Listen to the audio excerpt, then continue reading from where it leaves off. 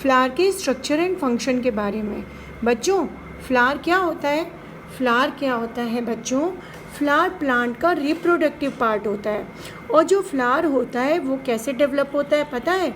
Flower जो है stem के ऊपर जो फ्लोरल बड्स होती हैं उससे डेवलप होता है। ये देखो, जैसे मान लो ये स्टेम है, स्टेम के ऊपर जो फ्लोरल बड्स होती हैं फ्लावर उससे डेवलप होता है। क्लियर? फ्लावर के पार्ट्स को पहले देखेंगे। फ्लावर के 4 तरह के पार्ट्स होते हैं। जो 4 पार्ट होते हैं उनमें पहला है कैलिक्स, जो इसका आउटर मोस्ट वर्ल होता है। बच्चों ये जो आप देख रहे हो ये इसकी लीफ है। अगर हम इसकी लीफ को हटा दें तो आपको क्लियर कैलिक्स समझ में आएगा। ये देखो ये लीफ है, मैं ये लीफ हटा रही हूँ कैलिक्स समझाने के लिए। ठीक है, ये मैंने लीव्स हटा दी फ्लावर के चारों। अब ये जो आप ट्रांसलूसेंट सा देख रहे हो ये इसका कैलिक्स वाला पार्ट है बच्चों। ये दिख रहा है ये बच्चों ये कैलिक्स है। ये देखो ये इसका दूसरा कैलिक्स बिल्कुल इससे चिपक सा गया है। और ये देखो ये तीसरा, देखा? तो ये जो मैंने अभी हटाया फ्लावर के करोला से, ये आउटर मोस्ट वर्ल इसका कैलिक्स होता है। तो अभी बच्चों हम लोग और समझने के लिए इसका आउटर मोस्ट जो वर्ल था वो हम हटा दें। कैलिक्स हमने हटा दिया। ठीक है।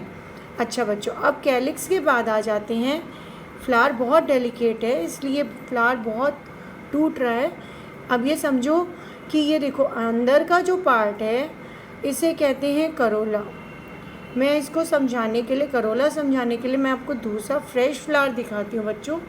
ये देखो ये जो आउटर मोस्ट पार्ट है वो कैलिक्स था और कैलिक्स हमने हटाया और ये जो आपको दिख रहा है अट्रैक्टिव सा जो पार्ट है इसको सेकेंड वर्ल कहते हैं। और ये क्या है? ये करोला है। अगर हम इनकी सारी पेटल्स को कंबाइंडली बोले तो बोलेंगे करोला। और अगर हम एक एक पेटल की यानी कि इसके करोला के सिर्फ एक पार्ट की बात करें तो हम उसे कहते हैं पेटल। ये देखो ये पेटल। तो इस तरह से इसकी टोटल हमें 5 पेटल्स दिख रही थी। पेटल्स को अगर हटाएं बच्चों, पेटल्स इसका कौन सा वर्ल था? सेकेंड वर्ल था। आउटर मोस्ट कौन सा वर्ल था? कैलिक्स। और पेटल यानी कि करोला सेकेंड मोस्ट वर्ल। अब आ जाते हैं अंदर के साइड में थर्ड मोस्ट वर्ल के बारे में। देखो बच्चों ये जो थर्ड वर्ल है ये स्टेमेन का वर्ल है। आपको ये स्टेमेन का दिख रहे हैं, ये ढेर सारे जो आप रेड कलर का फिलामेंट देख रहे हो और ऊपर डिस्क शेप का ये जो पार्ट देख रहे हो वो एंथर है। और जो ये रेड वाला पार्ट है ये इसका फिलामेंट है। क्लियर हुआ? ये देखो जो येलो डिस्क वाला पार्ट है हम उसको एंथर कहते हैं और जो रेड पार्ट आपको दिख रहा है फिलामेंट उसे फिलामेंट कहते हैं और कंबाइंडली हम इसे स्टेमेन कहते हैं। अगर हम ये पूरा स्टेमेन वाला जो वर्ल है जिसे हम एंड्रोशियम भी कहते हैं, जो कि फ्लावर का मेल रिप्रोडक्टिव पार्ट होता है, अगर हम इसके सारे एंड्रोशियम को हटा दें तो इसमें हमें जो फोर्थ वर्ल है स्टिग्मा स्टाइल ओवरी वाला वो पार्ट भी देखने को मिल जाएगा। ये देखो बच्चों, आपने ये वाला पार्ट देखा? ये दिख रहा है?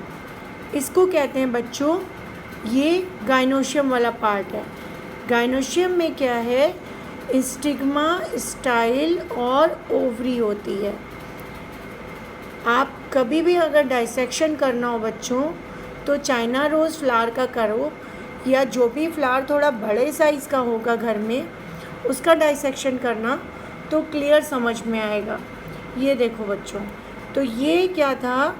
ये पूरा साफ निकल गया। ये देखो ये स्टिग्मा स्टाइल और ओवरी। ये देखो ये नीचे वाला जो पार्ट है ये ग्रीनिश पार्ट जो आप देख रहे हो ये ओवरी है, इसके ऊपर स्टाइल है और सबसे ऊपर स्टिग्मा है। स्टिग्मा स्टाइल ओवरी को हम कंबाइंडली गाइनोशियम कहते हैं। क्या कहते हैं बच्चों? गाइनोशियम, जो कि फीमेल रिप्रोडक्टिव पार्ट होता है।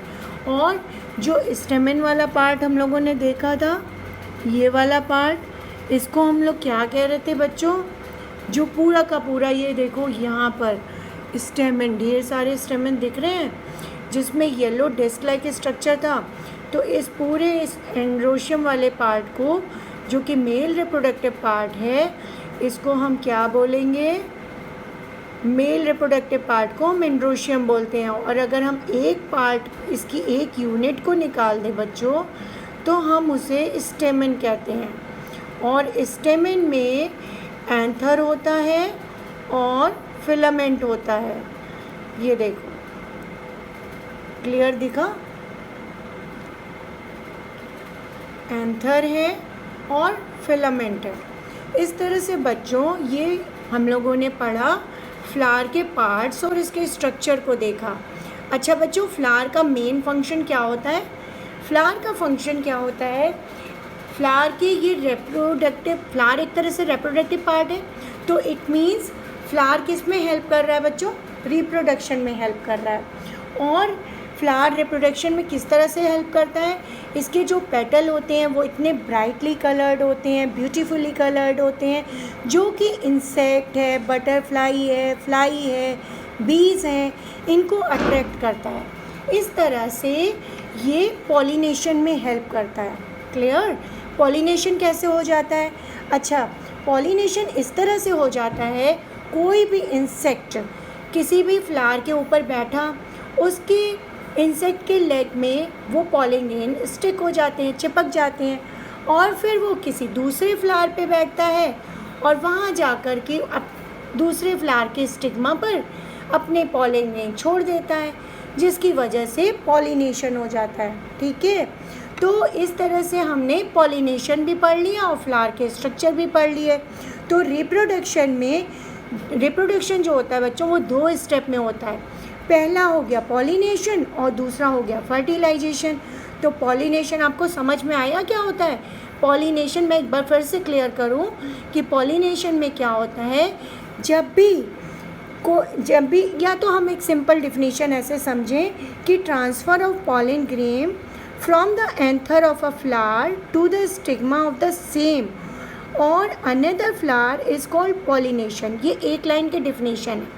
ठीक है, अगर मान लो एक ही फ्लावर की बात करें, तो बच्चों इसी का अगर हम स्टेमन लें और इसी के स्टेमन के एंथर में जो पॉलन ग्रेन होते हैं, वो पॉलन ग्रेन किसी भी तरीके से बाय इंसेक्ट, बाय एयर या बाय वाटर, किसी भी तरीके से अगर इसका पॉलन ग्रेन इसी के स्टिग्मा पर स्टिक हो जाए, तो बच्चों इसे कहेंगे सेल्फ पॉलिनेशन। यानी कि एक ही फ्लावर में एक ही के पॉलन ग्रेन उसके स्टिग्मा पर आ गए, तो वो हो गया सेल्फ पॉलिनेशन।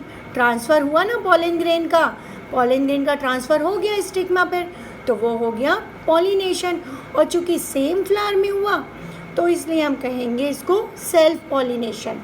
अच्छा बच्चों, मान लो इसका जो पॉलन ग्रेन है, यानी कि ये जो एंथर है, एंथर के अंदर पॉलन ग्रेन होता है, और इसका पॉलन ग्रेन, मान लो यहाँ पर कोई फ्लाई बैठी, उस फ्लाई में पॉलन ग्रेन स्टिक हो गए, चिपक गए। अब वो फ्लाई उड़कर दूसरे फ्लावर पे आके बैठ गई। अब इस फ्लावर के वो स्टिग्मा पे आके चिपक गई, तो इसके स्टिग्मा पे चिपकने के बाद, मतलब वो इसके स्टिग्मा पर, इस फ्लावर पे बैठी और अपने फ्लावर इसके स्टिग्मा पर इसने छोड़ दिए। और स्टिग्मा क्योंकि स्टिकी होता है, तो स्टिग्मा पे पॉलन ग्रेन चिपक जाएंगे, और इस तरह से जो पॉलिनेशन हुआ उसे कहेंगे क्रॉस पॉलिनेशन। यानी कि येलो फ्लावर पे कोई फ्लाई बैठी और फिर वो वापस से आकर के पिंक फ्लावर पे बैठी, तो वो दूसरे फ्लावर पे बैठी ना, सेम फ्लावर पे तो बैठी नहीं, तो दूसरे फ्लावर पे बैठने की वजह से क्रॉस पॉलिनेशन हो गया। तो समझ में आया बच्चों सेल्फ पॉलिनेशन और क्रॉस पॉलिनेशन का डिफरेंस? तो इसी तरह बच्चों, अगर हम पॉलिनेशन समझ गए तो अब हम ये भी समझें कि पॉलिनेशन कितने तरीके से हो सकता है। देखो बच्चों, अच्छा बच्चों, आप पढ़ेंगे पॉलिनेशन के बारे में। पॉलिनेशन जो है वो 4 तरीके से हो सकता है। Wind pollination, water pollination, insect pollination और एनिमल पॉलिनेशन। तो सबसे पहले पढ़ेंगे बच्चों विंड पॉलिनेशन। विंड पॉलिनेशन में क्या होता है, जो भी फ्लावर होते हैं, जैसे कि राइस का फ्लावर है या मेज़ है, ग्रास है, ये विंड से पॉलिनेटेड होते हैं। किस तरह से? क्योंकि इनके जो पॉलन ग्रेन्स होते हैं बच्चों, वो ड्राई होते हैं और लाइट वेट होते हैं, जो कि विंड जिनको ईज़िली ब्लो कर सकती है, ठीक है, हवा में उड़ाते हुए एक जगह से दूसरी जगह पर ले जाके ट्रांसफ़र कर देती है। ओके बच्चों, तो इस तरह का पॉलिनेशन जो कि विंड की हेल्प से हुआ, उसे कहते हैं विंड पॉलिनेशन। दूसरा पॉलिनेशन होता है बच्चों water pollination. Water pollination usually hydrophytic plant में देखने को मिलता है। Hydrophytic plant like hydrilla, vallisneria. Okay, vallisneria को अगर देखें तो वेलिसिनेरिया में क्या होता है, इनिशियली इसका जो मेल फ्लावर होता है वो वाटर में सबमर्ज्ड होता है। ओके, और जब मैच्योर होता है वो फ्लावर, तो वो डिटैच होके, अपने पेरेंट प्लांट से डिटैच होके मेल फ्लावर पानी में फ्लोट करने लगता है। और जैसे ही किसी फीमेल फ्लावर के कांटेक्ट में आता है, तो वो अपना जो पॉलन ग्रेन है वो फीमेल फ्लावर में वाटर के थ्रू ट्रांसफ़र कर देता है। इस तरह से स्टिग्मा में वो पॉलन ग्रेन जो होते हैं वो ट्रांसफ़र हो जाते हैं और फर्टिलाइजेशन या फिर हम कह लें पॉलिनेशन हो जाता है। क्लियर? अब पॉलिनेशन बाय इंसेक्ट पढ़ें।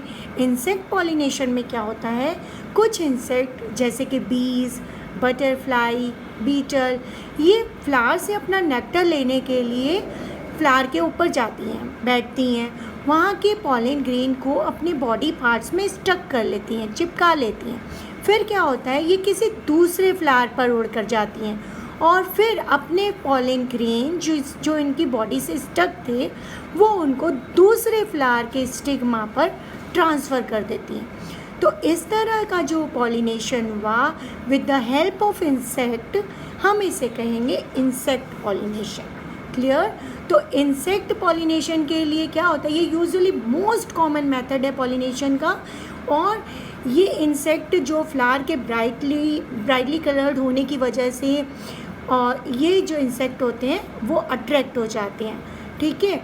और मोस्टली इस तरह के जो अट्रैक्टिव फ्लावर्स हैं उनके पास जाके ये बेसिकली नेक्टर लेने के लिए जाते हैं और इस तरह से वो पॉलिनेशन कर देते हैं। क्लियर? अब आ जाते हैं बच्चों पॉलिनेशन बाय एनिमल्स या फिर एनिमल पॉलिनेशन में कौन हेल्प करता है बच्चों?